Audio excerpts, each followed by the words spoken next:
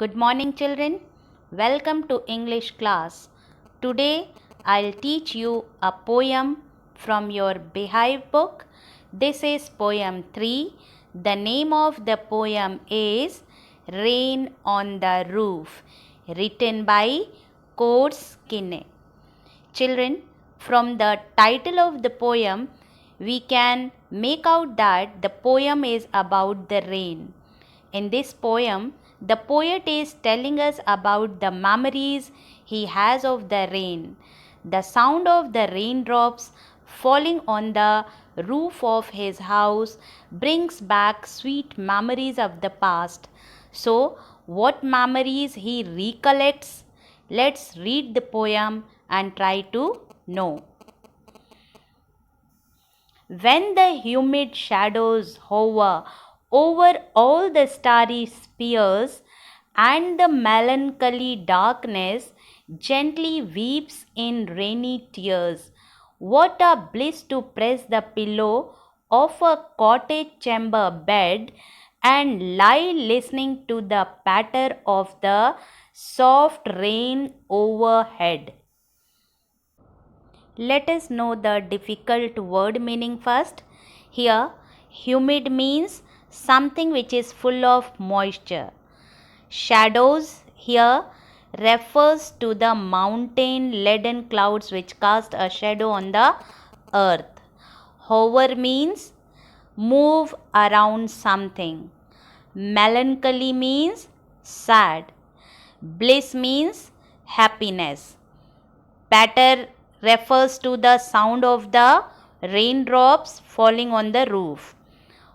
Cottage chamber here refers to the bedroom.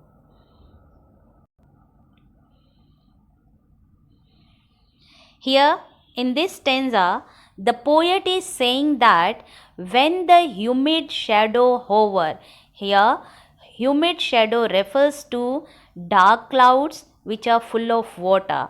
The poet is saying that when the sky is full of these clouds which are moisture laden, are full of water and are about to bring rain, when such clouds hover around in the sky over all the starry spheres. Here children, starry spheres refers to the sky at night time which is full of stars. At that time, the poet is saying, at that time huge clouds which are full of moisture move around in the sky, and the sad darkness of the night is wiped off by the raindrops which seem like tears falling from the sky.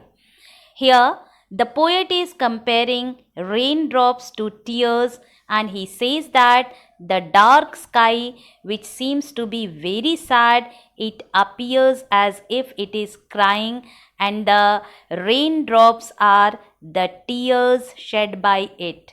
He adds that it is like a blessing to lie on the bed in his room and listen to the sound made by raindrops falling on the roof. तो children, इसमें poet कहते हैं कि जब रात के समय काले काले बादल ढेर सारा पानी लिए आकाश में इधर उधर हॉवर कर रहे हैं. हॉवर मतलब मंडराना, इधर उधर घूमना. और जब इन बादलों से पानी बूंदों के रूप में पृथ्वी पर गिरते हैं तो ऐसा प्रतीत होता है वो रात जो दुखों से भरी हुई है उसे आंसू रूपी बारिश ने वाइप ऑफ कर दिया है चिल्ड्रन, यानी कि भगा दिया है. यहाँ पर पोएट ने बारिश की बूंदों को आंसुओं से कंपेयर किया है.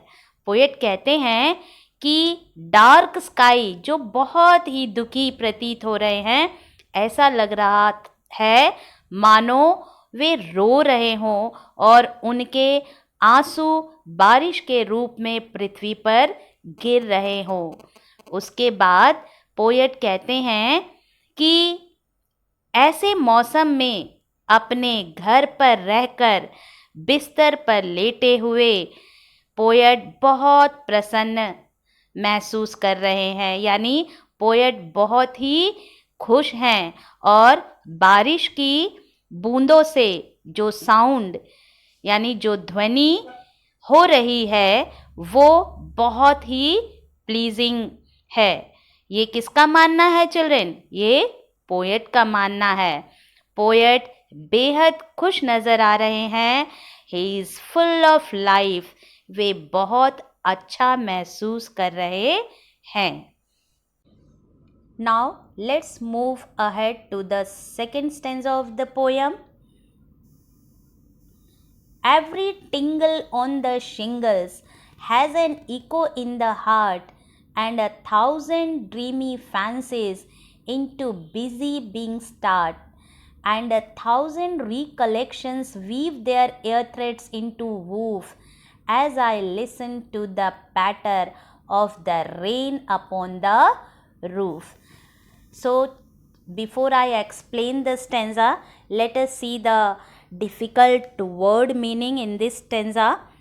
Children, here tinkle. Tinkle is a low ringing sound. And shingles. Shingles means a rectangular wooden tiles or the tiles made of mud. जैसे कि गांव में खपड़ा देखें आप, कच्चे मकान में जो रेड कलर का खपड़ा लगाया जाता है, यहाँ पे शिंगल्स जो शब्द है वो उसी के लिए यूज़ किया गया है। And the next word is echo. Echo means repeated sound.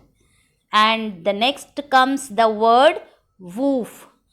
Woof here in this poem, woof का मतलब है जैसे हम सपने बुनते हैं ना, लोग कहते हैं ना, अरे ज़्यादा ऊंचे सपने मत बुनो जिसको आप अचीव नहीं कर सकते। ठीक है, तो यहाँ पर जो वूफ शब्द आया है वो सपना बुनने के लिए यूज़ किया गया है। Patter. Patter is the sound of rain drops falling on the roof. And one more word is there, that is busy being. So children, busy being refers to human beings, and here the poet is referring to himself. So here in this stanza, the poet is expressing his feelings when he hears the raindrops falling on the rooftop of his house. He says that every tingle on the shingles has an echo in the heart. Whenever he hears rain falling on the rooftop, the sound repeats in his heart and in his dreams. He has many different fanciful imagination. He adds that this sound of the rain falling on the rooftop creates many new different dreams in his mind. He recollects many memories of the past which come back into his mind as dreams. So he says that as he listens to the patter of the rain upon the roof, he has many new dreams in his mind, and the memories of the past come back in the form of dream. तो children, यहाँ पर poet क्या बताने की कोशिश कर रहे हैं? इस स्टेंजा में the poet is expressing his feelings when he hears the raindrops on the rooftop of his house. यानी वो अपने मतलब फीलिंग्स को शेयर करने की कोशिश कर रहे हैं। कौन सी फीलिंग्स और कब जो फीलिंग उनके दिलो दिमाग में आती है, वो कब है? जब बारिश होती है। यानी पोएट का मानना है कि जब भी वो बारिश की बूंदों की आवाज़ अपने छत के रूफ पर जब सुनते हैं तो उन्हें बहुत सारी जो उनके मन में यादें होती हैं वो ताज़ी हो जाती हैं। वो कहते हैं कि एवरी टिंकल, यानी कि वो साउंड जो कच्चे मकान के ऊपर लगी हुई टाइल्स पर बारिश की बूंदें गिरने से प्रोड्यूस होती हैं, वो कहते हैं कि बूंदों से बार बार इस प्रकार की जो साउंड उत्पन्न होती है, ये सब उन्हें उनके अतीत यानी कि पास्ट की कुछ यादें ताजी कर रही हैं। पोएट का कहना है कि ये मौसम उनके मन में बहुत सारे सपने, नए और पुराने सपनों को जन्म देता है। वे अपनी पास्ट की कुछ मेमोरीज याद करके खुश होते हैं। पास्ट की कौन सी मेमोरीज उन्हें खुशी प्रदान कर रही है, ये हमें पोयम के अगले स्टेंजा में जानने को मिलेंगी। तो चलिए पोयम का नेक्स्ट स्टेंजा पढ़ते हैं। Now in memory comes my mother, as she used in years agone, to regard the darling dreamers, ere she left them till the dawn. Oh, I feel her fond look on me, as I list to this refrain, which is played upon the shingles by the patter of the rain. So let us first discuss the difficult word meaning. Here, years agone means past time, and era is a word, is a poetic word used for the word before. यानी ये एक ऐसा poetic word है जो कि poem में use किया जाता है जिसका मतलब होता है before. And dawn means day break यानी सुबह का समय। List means again here this is the old poetic word which means listen, यानी लिस्ट का मतलब क्या होता है, listen. Refrains means a repeated part of a song or a poem. Here the sound of the rain. So children, here the poet introduces his mother. He says that he is dreaming of his mother, as he had told in the previous stanza that rain brings memories of the past. It is the memory of his mother who is no longer alive. In the past, she used to love him a lot. She used to consider him a darling, and she would let him sleep till daybreak and have sweet dreams. The poet can still feel that his mother is looking at him as he listens to the song made by the raindrops falling on the rooftop of his room. The sound of the rain makes him correlate his past with his present. That is why the poet is moved by the sound of the raindrops on the shingles of the room. Whenever he hears this sound, it brings back memories of the past and he is reminded of his mother. So, इस stanza में poet अपनी माँ से हमें introduce करा रहे हैं। वे हमें बताने की कोशिश कर रहे हैं कि पास्ट की जो मेमोरीज़ को याद करके वे बहुत खुश होते हैं, वो उनकी अपनी माँ के साथ बिताए हुए कुछ पल हैं जो आज भी उन्हें याद हैं। जबकि उनकी माँ चिल्ड्रन इस समय यानी अब तो जो पोएट हैं वो बड़े हो चुके हैं, ये अपने बचपन के यादों को रिकलेक्ट कर रहे हैं, याद कर रहे हैं, बचपन की यादों को याद करके खुश हो रहे हैं। लेकिन आज अब तो पोएट बड़े हो चुके हैं और उनकी माँ भी अलाइव नहीं है, जबकि उनकी माँ उनसे बहुत दूर जा चुकी है, यानी कि वो मर चुकी है।